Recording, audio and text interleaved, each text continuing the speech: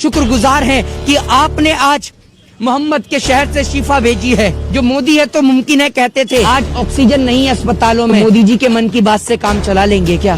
कि मोदी जी ऑक्सीजन तो मुहैया नहीं करा पाए, कम से कम इस्तीफा ही मुहैया करा दो। ऑक्सीजन के चलते दर बदर वो माँ अपने बेटे को अपनी आंखों के सामने खोते हुए देख रही है। कोई बेटा अपनी माँ को खोते हुए देख रहा है डॉक्टर से कि एक बार चेक तो कर लो कि मेरे पिता की सांस चल भी रही है या नहीं चल रही है। मोहम्मद के शहर से हवा आ रही है, जीवनदायी संजीवनी ऑक्सीजन आ रहा है। दोस्तों नमस्कार, मैं हूं आपका दोस्त जाहिद, आप देख रहे हैं डेली हिंद।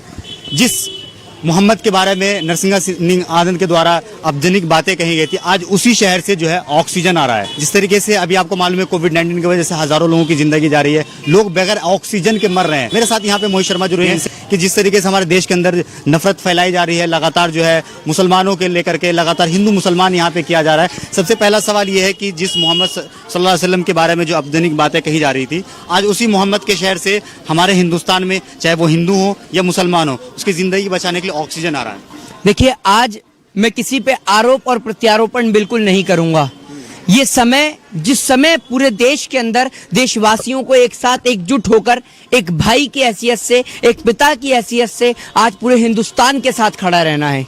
आज ऐसी परिस्थिति की घड़ी आ चुकी है कि जिस समय शमशान पे लाशों का ढेर लग चुका है, कब्रिस्तान के बाहर लाशों का ढेर लग चुका है, इस लाशों के ढेर से किस तरीके से निजात पाई जाए और किस तरीके से एक कोरोना से जंग, किस तरीके से भारत देश को लड़ी जाए। आज देश को ऑक्सीजन की जरूरत है और जिस ऑक्सीजन की मदद करने के लिए सऊदी अरबिया ने जिस तरीके से भारत की ओर आगे हाथ बढ़ाया है और भारत को ऑक्सीजन दी है, ये तमाचा उन देश के लोगों के मुंह पर है जो देश के अंदर रहकर नफरत का जहर घोलते हैं। सऊदी अरबिया, जहां पर 99% मुस्लिम आबादी निवास करती है, आज उसने एक इंसानियत के नाते, एक मानवता के नाते देश को बचाने के लिए ऑक्सीजन को लेकर एक हाथ बढ़ाया है, नेकी का एक हाथ बढ़ाया है। और इस नेकी के हाथ में पूरे विश्व से हम गुहार लगाते हैं कि वो हिंदुस्तान के साथ स्टैंड होकर खड़ा रहे, क्योंकि जब हम इस जंग से लड़ पाएंगे, जब हमारे देश के अंदर नफरत को दूर किया जाएगा और देश का हर एक नागरिक साथ खड़ा होगा एक दूसरे नागरिक के साथ में, वो जाति और धर्म के नाते नहीं, इंसानियत और मानवता के नाते। और मोदी जी को कहना चाहूंगा कि मोदी जी ऑक्सीजन तो मुहैया नहीं करा पाए, कम से कम इस्तीफा ही मुहैया करा दो, क्योंकि आप ऑक्सीजन तो दे नहीं पा रहे। आत्मनिर्भर भारत है, खुद ही जी लेगा, क्योंकि आज ऑक्सीजन के चलते दर बदर वो माँ अपने बेटे को अपनी आंखों के सामने खोते हुए देख रही है। कोई बेटा अपनी माँ को खोते हुए देख रहा है। कोई कह रहा है कि एक बार डॉक्टर से कि एक बार चेक तो कर लो कि मेरे पिता की सांस चल भी रही है या नहीं चल रही है। वो लोग जो देश के अंदर कहते थे मोदी है तो मुमकिन है, एक बार अस्पताल के बाहर जाकर आज कहकर दिखा दो कि मोदी है तो मुमकिन है। आप लोगों को पता चल जाएगा कि मोदी है तो लाशों के ढेर मुमकिन है। लेकिन आज इन सब बातों को ना किया जाए तो बेहतर है, क्योंकि आज देश एक बहुत बड़ी परिस्थिति से जूझ रहा है और हमें इस परिस्थिति से भारत को, इंडिया को निजात दिलानी है। और अगर निजात सोशल डिस्टेंसिंग से मिलती है तो हम भी पालन करेंगे। अगर निजात मास्क से मिलेगी तो बिल्कुल मेरी जेब में है, और जब मैं अगर आपको बोल रहा हूं तो मैंने मास्क नहीं लगाया है, लेकिन अगर मास्क से निजात मिलेगी तो हम मास्क भी लगाएंगे। लेकिन बेशर्त सरकार की जो जिम्मेदारियां हैं, सरकार को भी उन जिम्मेदारियों का पालन करना चाहिए। समझ रहे हैं? अगर ये मास्क से लोगों की जान बचती है तो हम भी लगाते हैं, हम भी इस जंग में देश के साथ, स्टैंड के साथ खड़े हैं। लेकिन सरकार की जो जिम्मेदारियां हैं कि देश के अंदर लोगों को ऑक्सीजन मुहैया कराने की, बेड मुहैया कराने की, सरकार अपनी जिम्मेदारियों से हाथ परे नहीं कर सकती। आज पूरा देश इस महामारी से जूझ रहा है और प्रधानमंत्री मोदी बंगाल में रैली करें या बांग्लादेश जाएं तो ये बिल्कुल भी ठीक नहीं लगता। और देश के अंदर की जो परिस्थिति है हिंदू मुस्लिम को लेकर, विदेशी मीडिया ने जो है प्रधानमंत्री मोदी को फेल्योर बताया। हमारा हिंदुस्तान जहन्नुम नहीं, हमारे हिंदुस्तान को जहन्नुम बनाने वाले इस देश के कुछ नेता हैं। घर के अंदर अगर कोई एक सांप घुस जाए तो लोग यूं नहीं कह सकते कि पूरे घर में सबको ढसने वाले लोग हैं, उस सांप को दूर किया जाता है। घर में अगर कोई एक व्यक्ति जहर घोलता है तो घर के सभी लोग खराब नहीं होते। समझ रहे हैं? हमारा हिंदुस्तान आज परिस्थिति से जूझ रहा है और हमें इस बात का यकीन है कि हम इस परिस्थिति से जल्द बाहर निकलेंगे। और उन लोगों के लिए कहना चाहता हूं जो मोदी है तो मुमकिन है कहते थे, तो आज ऑक्सीजन नहीं है अस्पतालों में, तो मोदी जी के मन की बात से काम चला लेंगे क्या? ऑक्सीजन तो नहीं है, मन की बात से काम चलेगा तो बताइए। और जिस बच्ची ने गुल्लक फोड़कर पीएम केयर फंड में पैसा दिया था, आज आप उस बच्ची के लिए क्या कहेंगे? आज उस बच्ची को ऑक्सीजन का सिलेंडर मुहैया नहीं हो पा रहा है, तो क्या ये हमारे देश के लिए एक गंभीर प्रश्न और सवाल खड़ा नहीं होता? और आपको एक बात बता दूं कि भैया देश के अंदर देश के गृह मंत्री, बाप बंगाल में, बेटा आईपीएल में और देश आईसीयू में है। यानी देश के गृह मंत्री जी या बंगाल में रैलियां कर रहे हैं, उनका बेटा आईपीएल देख रहा है और पूरा देश आईसीयू में जूझ रहा है, लेकिन इन्हें कोई भी रद्दी भर फर्क नहीं पड़ता। लेकिन देशवासियों से निवेदन है कि आज हिंदू, मुस्लिम, सिख, ईसाई छोड़कर आज हिंदुस्तान को बचाने के नाते आप सभी एकजुट होइए, एक साथ खड़े होइए और देश में एक नेकी की मिसाल को कायम करिए, क्योंकि अगर वतन नहीं रहेगा तो आप और हम लड़ाई कहां करेंगे?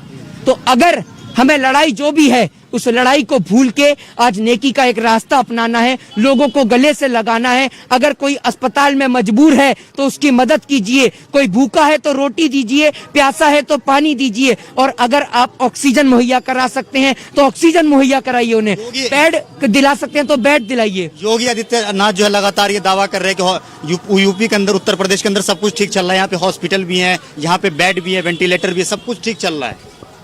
देखिए, नो कमेंट्स, कुछ नहीं बोलना चाहूंगा उसके लिए। आज आपको लगता है कि देश में लाशों का अंबार लग चुका है, और आज भी अगर हम आरोप और प्रत्यारोपण करें तो बहुत गलत है। हमारी चुप्पी उनके मुंह पे कड़ा तमाचा है, देश के नेताओं पे कड़ा तमाचा है। जिस बाप ने बेटे को खो दिया, उस बाप के दर्द को आप नहीं समझ पाएंगे, देश के नेता नहीं समझ पाएंगे। समझ रहे हैं? सिर्फ सांत्वना देने से कुछ नहीं होगा। आप एक बात मुझे बताइए, इनको ये पता है कि पाकिस्तान में रेट कितना है टमाटर का? इन्हें ये पता है कि देश के अंदर पाकिस्तान के कितने जवान मरते हैं? इन्हें ये पता है पाकिस्तान में रोटी में क्या बन रहा है, सब्जी में क्या बन रही है, इमरान कहाँ घूमने जा रहा है? लेकिन इनके पास इस बात का आंकड़ा नहीं कि हिंदुस्तान में कितने लोग मर गए। मोदी मीडिया लगातार सरकार की नाकामी क्यों छुपा रही है? वो आपकी और मेरी दिखाएगी क्या? गोदी मीडिया सरकार के हाथों बिक चुकी है। अंबानी अडानी के चैनल से ये बात आप कब समझेंगे? आज देश को एक होने की जरूरत है, और इस महामारी में हिंदुस्तान को, हिंदुस्तानियों की जरूरत है, पूरे मुल्क की जरूरत है। और एक बार सऊदी अरबिया का और जो तमाम मुल्क हिंदुस्तान के साथ खड़े हैं, उनका तहे दिल से हम शुक्रिया अदा करते हैं, शुक्रगुजार हैं कि आपने आज मोहम्मद के शहर से शिफा भेजी है।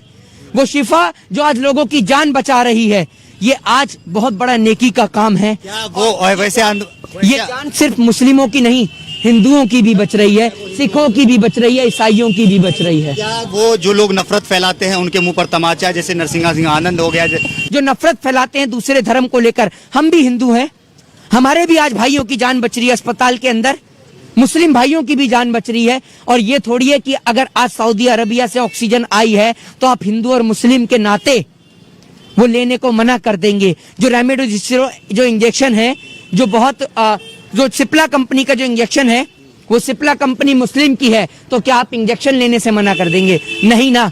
तो नफरत को दूर करिए, लोगों को गले लगाइए, और प्यार एक ऐसी चीज है, प्रेम एक ऐसी चीज है कि अगर हिंदुस्तान एक साथ खड़ा होगा तो हम किसी भी जंग से लड़ सकते हैं, चाहे वो हिंदुस्तान को बचाने की लड़ाई हो, चाहे फिर वो आजादी की लड़ाई हो। आखिरी सवाल है, प्रधानमंत्री मोदी पश्चिम बंगाल के अंदर रैली करते तो मास्क नहीं लगाते, वहीं पर अगर एक रूम के अंदर बंद होकर मीटिंग करते तो वहां पे मास्क। देखिए, ये बात मैं भी जानता हूं कि 5 रुपए वाले मास्क से कोरोना रुकने वाला नहीं है, लेकिन अगर देश को लगता है, देश के बीजेपी के नेताओं को लगता है कि इससे कोरोना रुकेगा, सोशल डिस्टेंसिंग से कोरोना रुकेगा, तो हम आपके साथ हैं। लेकिन आप लोगों को बेड तो मुहैया कराइए। आप कश्मीर में प्लॉट दिलाने की बात करते हैं, लेकिन आपकी सरकार की औकात अस्पताल में बेड दिलाने की नहीं है, तो क्या आपको शर्म नहीं आती इस हिंदुस्तान में रहकर?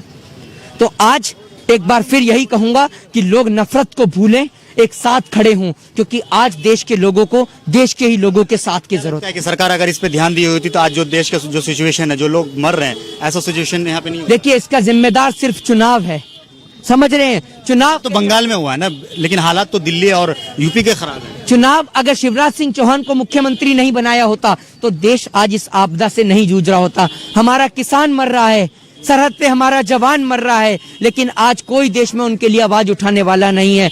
मंदिर मस्जिद गिरजा घर के चलते, धर्म की अफीम के चलते आज हिंदुस्तान को, मुल्क को तबाह करा जा रहा है। ये लोगों को समझना होगा, एक साथ खड़ा होना होगा और देश में प्रेम को बांटना होगा। जय हिंद, जय भारत, वंदे मातरम। तो मेरे साथ यहाँ पे मोहित शर्मा जो रहे थे, आपको मालूम है कि कई जगह से आपने ये देखा होगा कि मस्जिद को जो है हॉस्पिटल में बदल दिया गया है, वहीं पर गुरुद्वारे को हॉस्पिटल में बदल दिया गया, वहीं पर मंदिर को गुरुद्वारे में, ये मंदिर को जो हॉस्पिटल में बदल दिया गया। तो ये वैसे लोगों के लिए मुंह पर तमाचा है जो हमेशा हिंदू मुसलमान करते हैं, हिंदू मुसलमान के बीच नफरत फैलाते हैं। आपको क्या लगता है इस वीडियो के नीचे कमेंट करके जरूर बताएगा। वीडियो अगर आपको अच्छा लगा तो इसे लाइक और शेयर जरूर कीजिएगा। जय हिंद, जय भारत, अपना ख्याल रखिए, हंसते रहिए, मुस्कुराते रहिए।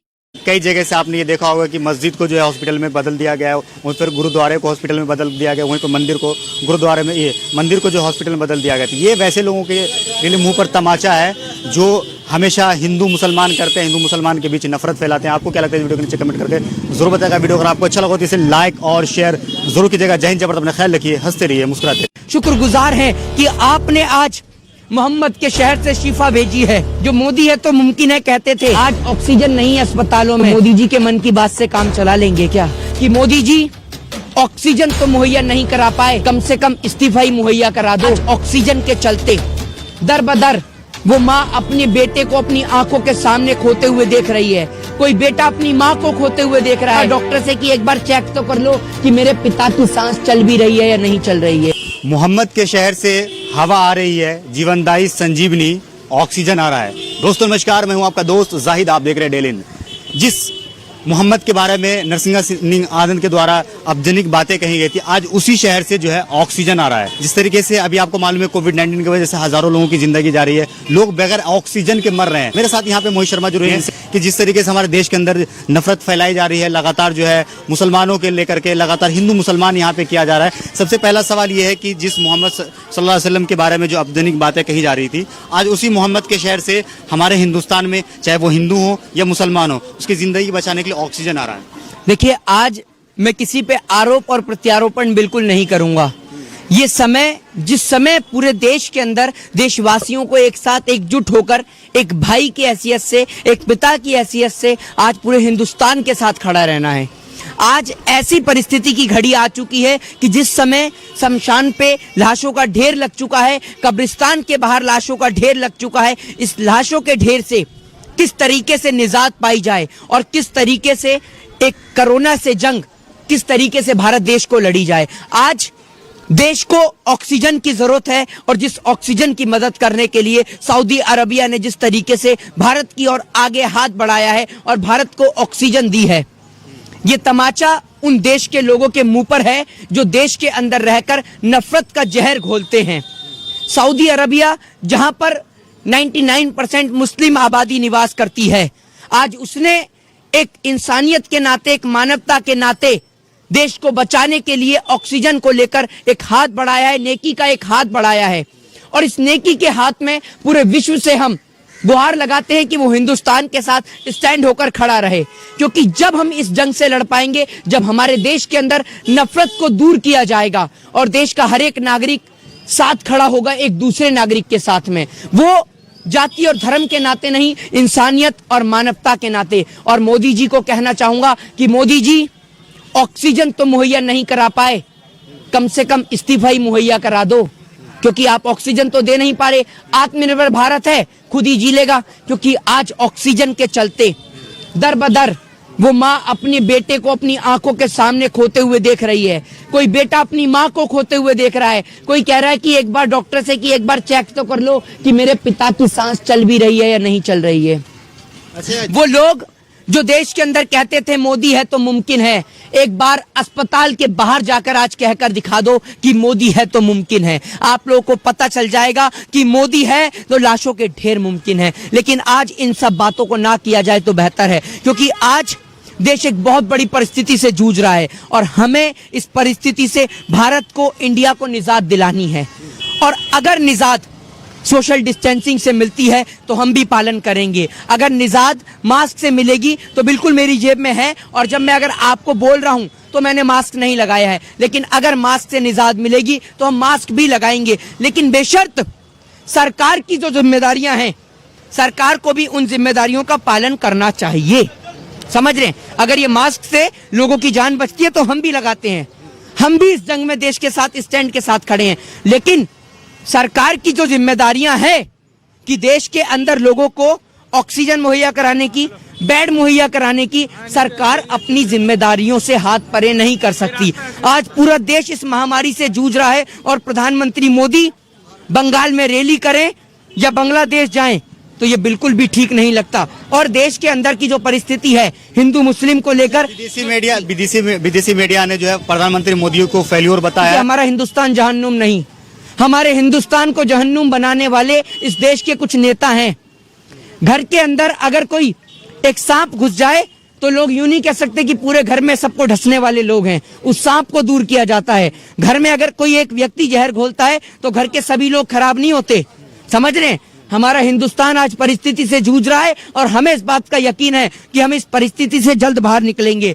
और उन लोगों के लिए कहना चाहता हूं जो मोदी है तो मुमकिन है कहते थे, तो आज ऑक्सीजन नहीं है अस्पतालों में, तो मोदी जी के मन की बात से काम चला लेंगे क्या?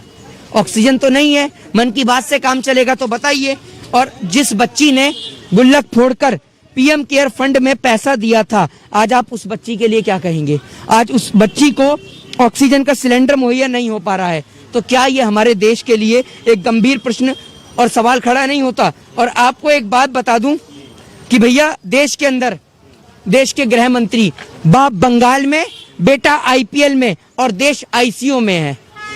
यानी देश के गृह मंत्री जी या बंगाल में रैलियां कर रहे हैं, उनका बेटा आईपीएल देख रहा है और पूरा देश आईसीयू में जूझ रहा है, लेकिन इन्हें कोई भी रद्दी भर फर्क नहीं पड़ता। लेकिन देशवासियों से निवेदन है कि आज हिंदू मुस्लिम सिख ईसाई छोड़कर आज हिंदुस्तान को बचाने के नाते आप सभी एकजुट होइए, एक साथ खड़े होइए और देश में एक नेकी की मिसाल को कायम करिए। क्योंकि अगर वतन नहीं रहेगा तो आप और हम लड़ाई कहां करेंगे? तो अगर हमें लड़ाई जो भी है उस लड़ाई को भूल के आज नेकी का एक रास्ता अपनाना है, लोगों को गले से लगाना है। अगर कोई अस्पताल में मजबूर है तो उसकी मदद कीजिए, कोई भूखा है तो रोटी दीजिए, प्यासा है तो पानी दीजिए। और अगर आप ऑक्सीजन मुहैया करा सकते हैं तो ऑक्सीजन मुहैया कराइए, उन्हें बेड दिला सकते हैं तो बेड दिलाइए। योगी आदित्यनाथ जो है लगातार ये दावा कर रहे हैं कि यूपी के अंदर, उत्तर प्रदेश के अंदर सब कुछ ठीक चल रहा है, यहाँ पे हॉस्पिटल भी है, यहाँ पे बेड भी है, वेंटिलेटर भी है, सब कुछ ठीक चल रहा है। देखिए, नो कमेंट्स, कुछ नहीं बोलना चाहूंगा उसके लिए। आज आपको लगता है कि देश में लाशों का अंबार लग चुका है और आज भी अगर हम आरोप और प्रत्यारोपण करें तो बहुत गलत है। हमारी चुप्पी उनके मुंह पे कड़ा तमाचा है, देश के नेताओं पे कड़ा तमाचा है। जिस बाप ने बेटे को खो दिया उस बाप के दर्द को आप नहीं समझ पाएंगे, देश के नेता नहीं समझ पाएंगे। समझ रहे हैं? सिर्फ सांत्वना देने से कुछ नहीं होगा। आप एक बात मुझे बताइए, इनको ये पता है कि पाकिस्तान में रेट कितना है टमाटर का? इन्हें ये पता है कि देश के अंदर पाकिस्तान के कितने जवान मरते हैं? इन्हें ये पता है पाकिस्तान में रोटी में क्या बन रहा है, सब्जी में क्या बन रही है, इमरान कहाँ घूमने जा रहा है? लेकिन इनके पास इस बात का आंकड़ा नहीं कि हिंदुस्तान में कितने लोग मर गए। गोदी मीडिया लगातार सरकार की नाकामी क्यों छुपा रही है? वो आपकी और मेरी दिखाएगी क्या? गोदी मीडिया सरकार के हाथों बिक चुकी है। अंबानी अडानी के चैनल से ये बात आप कब समझेंगे?